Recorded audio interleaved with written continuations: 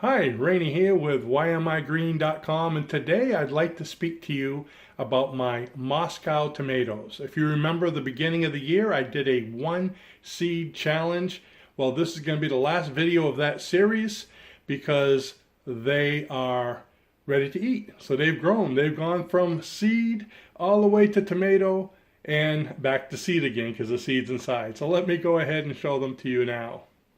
Here we are. These are my Moscow tomatoes. I actually planted 6 plants. The plant to the furthest, way over there to the furthest left on this side is the initial seed one. But I didn't want to just get rid of the package of seeds, so I grew all of them. Now, Moscow tomatoes are great for growing in cold weather. So they were growing great when it was like 40-degree weather. And of course, up here in Maine, it gets cold. You can see quite a few of them are already turning. The thing about the Moscow tomatoes I found is that you want to pick them before they're real red, like most tomatoes. This one here, see, most of the time you wouldn't pick them like this, but this one is ready to eat. So when they get to be like this, that's when they taste best. I found when they get really red that they get kind of soft, and I like my tomatoes to be a little bit more firm. So I'm going to pick a few of them here. You can see this one's ready here. I'm going to put them down on the ground, and this one's ready. So there's quite a few of them here. Now I've been picking them right along. I picked some last night, picked some yesterday during the daytime. So, but there's quite a few of them, so they're coming at odd times. Let's see, this one here is not too bad. And they ripen really fast if you leave them on the table in the house. They're not lasting long. Raluca, my wife is a tomato fiend, and she eats them pretty quickly. Now there's one down there on the bottom. I'm having a hard time getting to them. Let's see if I can get my hand right in here. And hoo-hoo! See, this one here is when you pick most tomatoes. But this one's probably going to be borderline starting to get a little soft. Like I said, I like them crisp. So they're a good eating tomato. The nice thing about it is they have a lot less seeds than most tomatoes. You can see just overnight, pretty much, I've got, what's that, 1, 2, 3, 5 of them that are ready to eat today. I'll take you all the way around. This is the first plant that I did with my one seed challenge. Now you noticed how tall they are, and they all seem to be broken. Unfortunately, what happened about a week ago, we had a freak hailstorm, and the hailstorm destroyed the tops of all these. They kind of, you can see they're all kind of bending down now.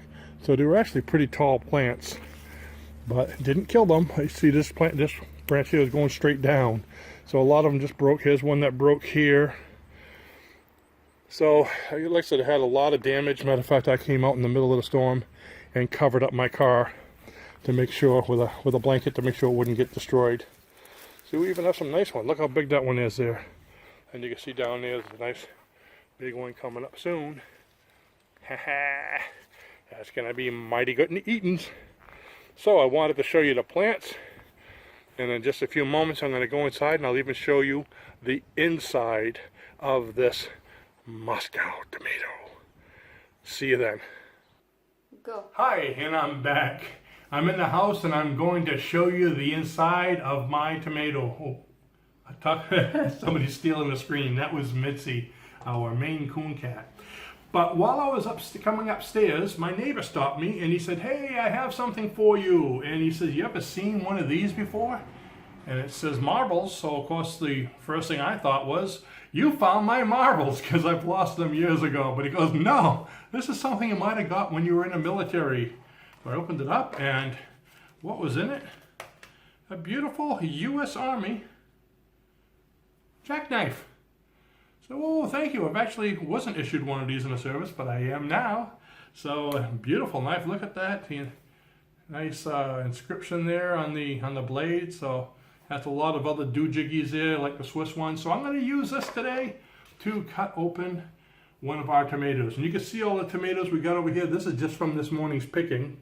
And like I said, we picked some last night and yesterday afternoon at the same time. So I'm going to cut this one open just to show you what it looks like. And ooh, look at that. That cuts. I keep my fingers away from that. Now look at that. Let's cut it a little bit more in the middle. Let me cut that open and whoa, I'm not a good cutterer. Very juicy. Look how juicy that is, huh? Mmm. And